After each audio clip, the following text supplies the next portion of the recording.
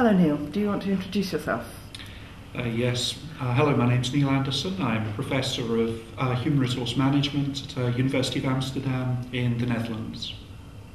And can you tell us something about how you got to be working in the Netherlands? Yes, I moved there, I think it was now 7 years ago. Decided at that time that it was time to do an international assignment and to do something on that basis. So a vacancy came up and I decided to move from University of London in the British Occupational Psychology system and move over there, as I say, about 7 years ago now. Okay. And what kind of differences have you noticed in the way that occupational psychology is practiced in the Netherlands and the structures around it with respect to the UK? There are some differences. I think there are probably many more similarities than there are differences in actual fact. I think several of the issues around the way that occupational psychology called in the Netherlands work and organisation psychology, the teaching and the curriculum are very similar. The levels that are expected of students, I think, at master's and PhD level are also very similar. Some of the differences are much more to do with the fact that I think the British system has been longer established. Things like accreditation and licensing or chartership that exist in the UK are not so prevalent in the Netherlands. I think many of the other things, though, are far more similar. Most of the teaching, certainly at master's level, all of the teaching is done in English. Some of the teaching at bachelor's level will still be done in Dutch, so of course there is a language issue, but the issue of the contents of the curriculum and the style of work, I think is maybe 90-95% similar to the UK. And what could we learn from the way the Dutch do things, both in teaching and more generally in the way occupational psychologists contribute to society? Well, I think certainly Dutch WO psychology is very strong in terms of research and academically. There are some very good centres of occupational psychology in the Netherlands and some very good professors and very good groups, so very good scientific basis.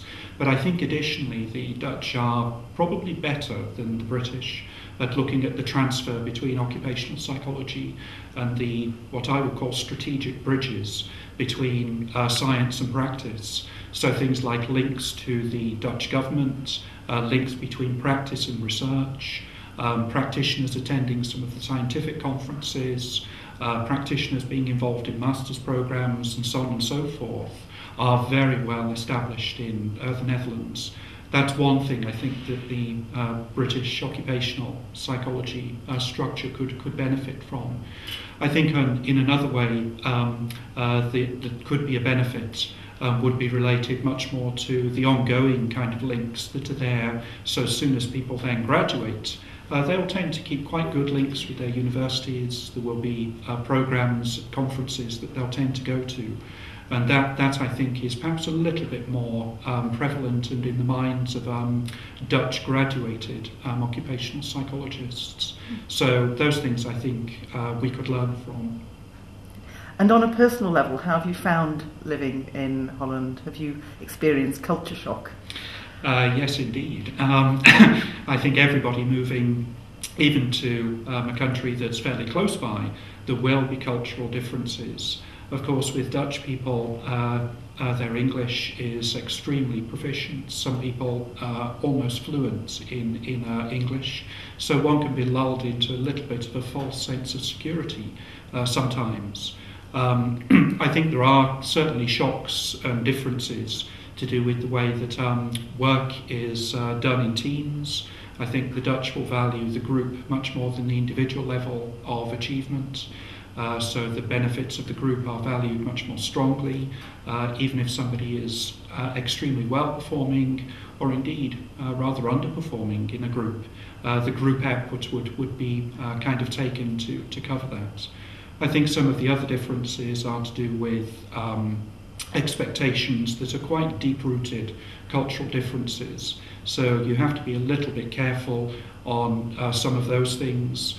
For instance, differences in humour, differences in expectations, differences in the way that meetings are run, and quite a close power distance. So even though you may be a more senior person, notionally, in the Netherlands, most people are on first-name terms. There would be an expectation at the end of every meeting that the person chairing the meeting would then go around the meeting and ask if other people want to add something at the end of the meeting.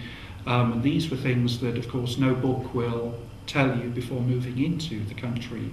So I think in those differences, you really have to just take time to experience those things. Mm-hmm. You mentioned books. Do you think, as as a research psychologist yourself, have we understood the experience of working across cultures? Do we have theories about how it works and practical suggestions about how to do it more successfully? I think yes and no. I think we do, but then I think some of the findings tend to reflect in my own personal experience. But some of the findings and some of the lack of research did also strike me when I moved over to the Netherlands. I looked at what occupational psychology and IO, American psychology, could tell us about expatriate assignments. Some of the findings, as I say, I think were very helpful. But some of the issues around shocks continuing after not just the first few months or even the first couple of years within a culture. I have now been in the Netherlands for, as I say, 7 years and continue to experience some more minor shocks at this stage. So I think the literature and the research is not complete or comprehensive in being able to give guidance. I think as well the research tends to be not put in such an accessible format for both organisations and individuals going through expatriate moves. So I think that's something that occupational psychology could do a little bit better. And for an occupational psychologist interested in the area, can you suggest where they might start in the literature to look for work in that area? Yes, I would suggest our handbook of industrial work and organisational psychology, if I might. There are a couple of excellent chapters in there. The handbook was published in 2001 by Sage, and there are 2 chapters in there which address issues of international socialisation and expatriate selection and assignments. So I think those would be my first starting point for the academic literatures. More so, though, I would also recommend to people to try and go to some of the popular books in whichever country that it is that they're looking to move to. So in the Netherlands, there are 2 books. One is called The Untouchables, the other one is called The Low Sky. Both are quite useful, although even those will only tell you certain superficial aspects of cultural differences. Thank you very much, Professor Neil Anderson. You're welcome.